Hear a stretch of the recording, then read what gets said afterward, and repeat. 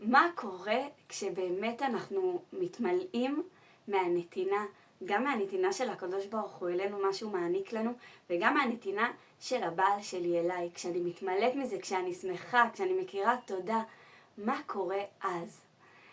אז כשאני מתמלאת ושמחה, אני מושכת אליי שפע, גם מהקדוש ברוך הוא וגם מבעלי. כשבעלי רואה כמה אני שמחה וכמה אני מלאה מהנתינה שלו, זה נותן לו מלא מלא רצון להמשיך ולשמח אותי, כי מה הוא רוצה יותר מאשר לשמח אותי? זה הדבר שהכי משמח אותו, לשמח אותי, זה הדבר שהכי ממלא אותו.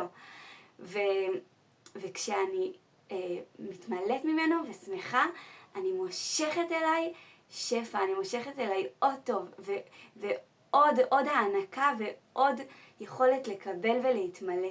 וככה גם מהקדוש ברוך הוא, כשאני שמחה, אני מושכת אליי שפע לחיים שלי, שפע של טוב בכל התחומים.